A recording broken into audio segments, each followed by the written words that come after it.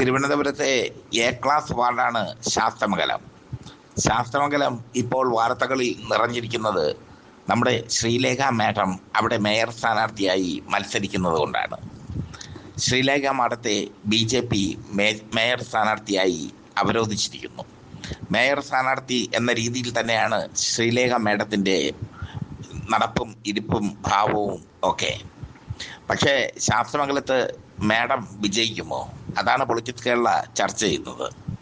Madam വർഷങ്ങൾക്ക് മുമ്പ് ആറ്റുകാൽ ക്ഷേത്രത്തെപ്പറ്റി ഒരാരോപണം ഉന്നയിച്ചിരുന്നു. ആറ്റുകാൽ ക്ഷേത്രത്തെ ആൺകുട്ടികളുടെ ജയിലെന്നാണ് മാഡം പറഞ്ഞത്. അവിടെ നടക്കുന്നത് ബാലപീഡനം എന്നാണ് മാഡം പറഞ്ഞത്.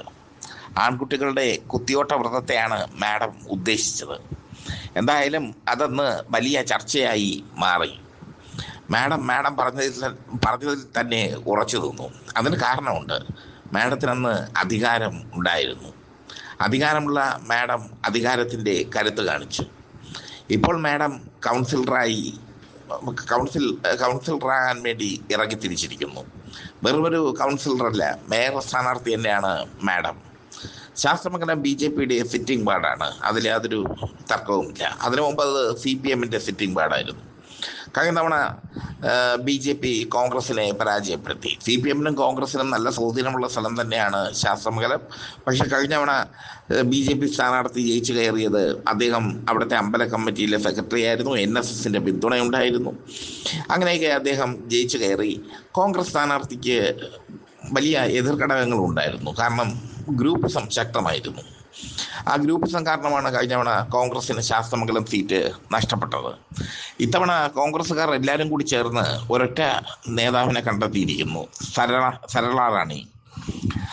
റാണിയാണ് കോൺഗ്രസിൻ്റെ സ്ഥാനാർത്ഥി. ഗ്രൂപ്പിനതീതമായി എല്ലാവരും അവർക്ക് വേണ്ടി വാദിച്ചിരിക്കുന്നു. CPMും യുവ സ്ഥാനാർത്ഥിയെ കണ്ടെത്തിയിരിക്കുന്നു.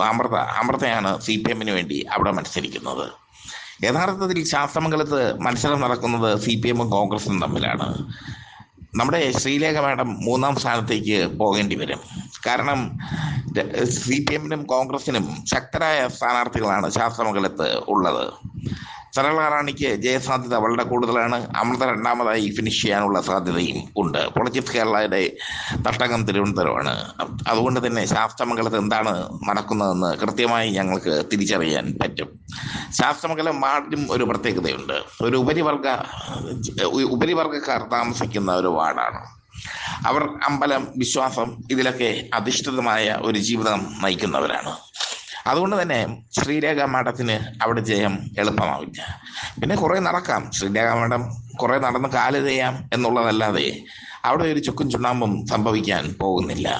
അവിടെ സരള റാണി തെരഞ്ഞെടുപ്പിൽ വളരെ സജീവമായി. സരള റാണിക്കൊപ്പം കോൺഗ്രസിൻ്റെ മേയർ സ്ഥാനാർത്ഥിയായ ശബരിനാഥനും വീടുകൾ കയറി ഇറങ്ങുന്നു. കഴിഞ്ഞ തവണ ദൗർഭാഗ്യം കൊണ്ട്, അല്ലെങ്കിൽ ഗ്രൂപ്പിസം കൊണ്ട്, അല്ലെങ്കിൽ തമ്മിലടി കൊണ്ട് നഷ്ടപ്പെട്ട സീറ്റ് തിരിച്ചു പിടിക്കണമെന്നൊരു വാശി കോൺഗ്രസിനുണ്ട്. മാത്രമല്ല CPMൻ്റെ സിറ്റിംഗ് സീറ്റായിരുന്നു ഒരു കാലത്ത് ശാസ്തമംഗലം. ആ സീറ്റ് തിരിച്ചു പിടിക്കണമെന്ന വാശി CPMനുണ്ട്. അങ്ങനെ കോൺഗ്രസും CPMും നല്ല ഫൈറ്റ് തന്നെയാണ് ശാസ്തമംഗലത്ത് കാഴ്ചവെക്കുന്നത്.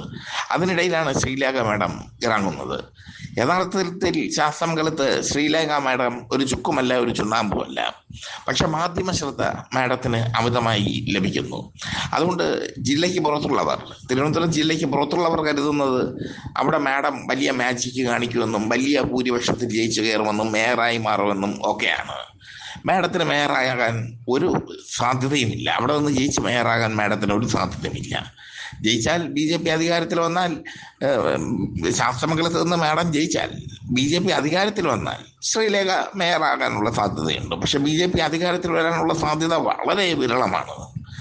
കഴിഞ്ഞ തവണ നേടിയ സീറ്റ് പോലും 35 സീറ്റ് പോലും കിട്ടുമോ എന്നുള്ള കാര്യത്തിൽ വലിയ സംശയം നിലനിൽക്കുന്നു. കോൺഗ്രസ് ശക്തമായ മുന്നേറ്റം പല വാർഡുകളിലും നടത്തുന്നുണ്ട്. ശാസ്തമംഗലത്ത് സരള റാണി വളരെ സൈലൻ്റായ ഒരു പ്രവർത്തനം അവർ കാഴ്ചവെക്കുന്നുണ്ട്. CPMന് വേണ്ടി അമൃതയും രംഗത്ത് ഇറങ്ങിക്കഴിഞ്ഞു. സരള റാണിയും അമൃതയും തമ്മിൽ നേരിട്ടുള്ളൊരു ഫൈറ്റാണ് ശാസ്തമംഗലത്ത് നടക്കുന്നത്. അവിടെ ശ്രീലേഖ IPSന് എന്ത് ചെയ്യാൻ പറ്റും? ഒന്നും ചെയ്യാൻ പറ്റില്ല. വെറുതെ ഒരു മത്സരത്തിൽ മത്സരിക്കാം എന്നല്ലാതെ ഒന്നും ചെയ്യാൻ പറ്റില്ല. പത്രപ്രവർത്തകരുടെ കൺമണിയാണ് ഇപ്പോൾ മാഡം. പത്രപ്രവർത്തകരോട് ശോഭിക്കുന്നു, പത്രപ്രവർത്തകരോട് ഇണങ്ങുന്നു, പിണങ്ങുന്നു, ഇങ്ങനെയൊക്കെ മാഡത്തിൻ്റെ ഷോകളും കാണിച്ചങ്ങനെ നടക്കുകയാണ്. പക്ഷേ വിജയം അകലെയാണ്. 3-ാം സ്ഥാനത്ത് മാഡത്തിന് ഫിനിഷ് ചെയ്യേണ്ടി വരും. ഇത് പൊളിറ്റിക്സ് കേരളയുടെ ഉറപ്പ്.